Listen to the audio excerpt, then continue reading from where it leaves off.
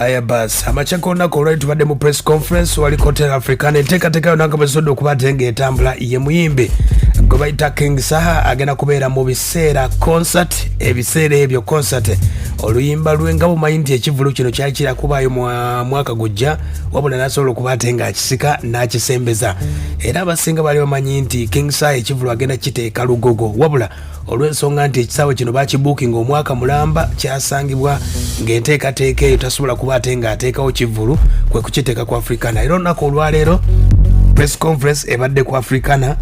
mu nteekateeka nga bwebadde abayimbi ab'enjawulo babaddewo abayimbi abawerekeddeko King Saha babaddewo Mr. Semakula ababitus babaddewo Moses Matovu babaddewo abapromota babaddewo Abitex Promotion Bajjo abaddewo Mawana Rain babaddewo ate nga ali mu nteekateeka y'ekivulu kino omukulu gwe bayita ya Sinke abasinga ya Sinke ndoza bamulabako mu kivulu kya David Utale basobola okubate nga bagamba omusajja endonga agisobera kati enteekateeka eno press conference esobola okubate ng'etambula omukulu King Saha yeebazizza abayimbi bonna abamubeereddewo n'abataze olw'enteekateeka esobodde okubaate nga eyinza okuba ebalemeseza asobodde okubaate nga abasaba mu mbeerewo ku biseera concert egenda okubeera ku Africana era ng'enteekateeka eno egenda kutambula mu bitundu ebyenjawulo egenda kubeera mu kibuga Kampala main concert Hotel Africana agenda kubaako emukono mu kibuga Masaka Maria Fula agenda kubaawo abantu b'erukaya yonna agenda kutambulayo enteekateeka yonna nga bwebadde King Saha yeebazizza kampuni wadde nga akukulumidde kampuni ezimu naddala ez'amasimu agamba yabadde agezaako okubafunako sponsorship naye nga bamutambuza nga balinga batamanyi nti muyimbi wa ggwanga ategeezezza bw'ati kubanga batuberedde mwakususuuta naye mususuuta katina kampani ezimu zetusuubira nti zitufunamu ngeza Telecom kampani zina tezivaayo erinde wanike propozo wewenjule ebipapula 25 tuli kuddamu omwezi okujja bambi nammwe temujja kakusibayirira n'abatwagala nebaza junction mall naye mbadde muhaji wange oyo atujamiru ye King Saha oyo yeebazizza bonna mu nteekateeka eno so mbebaza nnyo baganda bange bwe bali kubaawo mwenna mu kitiibwa kyammwe buli omu muwe ekitiibwa abayimbi bannange olitajjanga nakkuba akaama ninda nkwevumirye ku TV olitajja nagamba nti Saha yabaddeyo n'ayogera bw'ati sirina muze kwogera ku bantu yadde mbeera n'abogera ku bantu tebatebikwata g'oluusi baganda bange mwe bali nnyo abantu bapunga kujja kulonkiya biseera ebyo nebaza omwami Yasini wamponya abaali bannamuzalamuza zijja kujja enkya zirinde omwaka ogujja zirinde wiiki ejja basijja ne bankwata ne banfuula omwana omuto ne bandiisanyisa olwange naye Yasini we bali kulija nange omulimu gwamufuuguzaamu amaanyi kubanga bwofuna kwatirako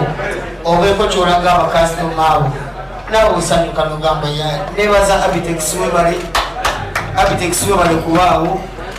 ebbanga lyonna mbaddemu ng'oluusi lwe mbanyizeemu onkubirako nogamba ekyo kiriko ekyo kulaga oti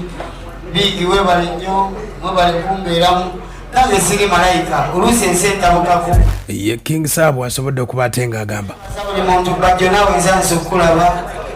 lonki egenda kuba biseera ebyo era bawagizi bafuna nambakubiriza oli waddemba okuleeta maama osobola okuleeta taata osobola okuleeta jjajja gwakyabalina kuba lonki ya biseera ebyo tugenda kuba tugemya emboozi nnyingi ezajja envudde waffe fe abamu tulina engendo gyetuvudde nga bamubagizannyamu na mizannyo ate ne gunyumira abalala naye nga ffe bwe bulamu mwetutambulidde bwe bulamu mwetukulidde kwe kusomoozebwa mwetubadde obulamu tebubadde bwangu naye akayimba ke biseera ebyo kagezaako okutemera mu bimu nendaabemu n'alaba ku lunaku olwo nga muzze abayimbi bangi n'abalala babadde bankubira nga bandaga bajja nebudde bakudde bukwasi n'abalala bangi so tulina abantu bangi abaliwo ku lwaffe kwolwo mujje ng'obudde bukyali tuddeyo ng'obudde bugenze ye King Saha omukulu gwe bayita Bajjo asobodde okubaate nga yeebazizza King Saha nti batandika bonna era agamba yemu ku bayimbi abasinga omukisa mu bayimbi b'eggwanga Uganda Mukama waffe yeebazibwe amina omutenderezenga ekiseera kyonna amina nze nno ndi musanyufu nnyo tetukulaba kantule wano temumbonyaabonyina mujja kundaba ku TV ndi musanyufu nnyo okulaba nga King Saha atuuse ku buwanguzi buno yoyo omwana omu gwe twatandika naye namusangedde makindi nga atambuza ebigere nga yenna atuyanye yayina akayimba walina kayimba kyo wasangira ku mbalaka sigino wali okubye sigino kali kasigino kali kayimba ki bajiyo tambulira mu concept kutofaayo tuwulira abantu amazima actually Kingisawe namusanga funa twali tutambuza bigere bayinawe nemusanga nga njogera nnyo nemugaa muvubuka gwe storage naye ebiseera naye ntandisootekekatekeko obuvulu we nabbiranga ba David Lutalo sente ba misa akyama ebiseera odange nasanga saha katukwatagana era mu likodi Kingisawe mujindu gwe nasooka okufuna emmotoka mu bulamu bwange bayinawe on a serious note twakola mulirwana nagenda nali mwavu nensanga omusajja bamuyita Big Zone bamuyita Lukundo Medadi nemugamba gula lungi y'omwana oyo kasiina sente naye ye mukulu bajja oyo agamba nti abayimbi abalina emikisa abageddeko bwe bati bano abayimbi benkoze nabo balina omukisa saha nali mufunyemu emmotoka misa akisemakulu y'omulaba n'obugambo bwatunuza nali mufunyemuko milioni 12 n'enzibba ezo yazinsonyiwa David Lutalo nali mufunyemuko Maulidi nantume edikenzo oyo mutema gw'omubine nali mufunyemuko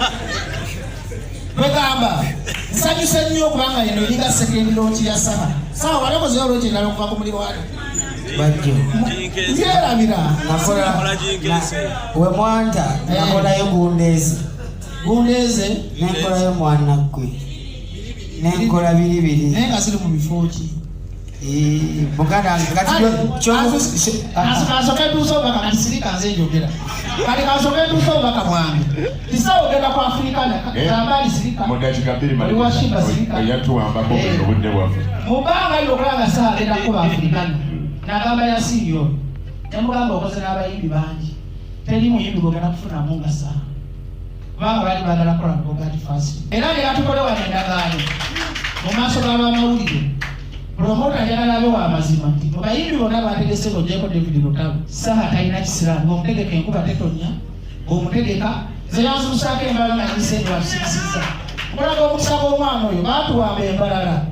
twagala nisendule nga nnimi mwalina kabereebere sita tuuka embalala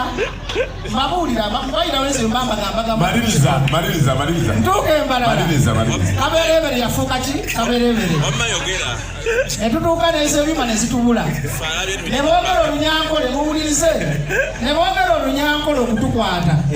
saha nangamba bajja olaba abasajja bano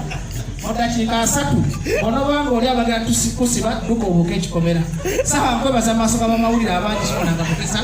owatolose embalala nenkomawo ekampala ebatasibanga kabereebera yenteekateeka yo press conference osobodde okubatenga etambula Mr. Ssebakola naye amwogeddeko agambye nti ye muyimbi oba oli awo ow'ekyasa kino alina okuba ate nga atunibwako n'okuba ate bamuwagira Kingisawe ategeezezza nti Masaka Mukono Lukaya tusinkane kwolwo obudde nga bukyali ebisaawe ebiggulwawo ku makya ku Afrikana mujje mukirire tubeerewo nga bukyali mu omuntu wavayo tusobola okutandika emisana so mujje nga bukyali tunyumire ffe tugulawo ku makya bwetuba ku Afrikana tugawa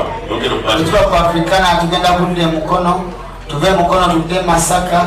tuve Masaka tudde Lyantonde tudde Mbalala tudde Lukaya eyo nenteekateeka eri batesitesi wange yasenke ya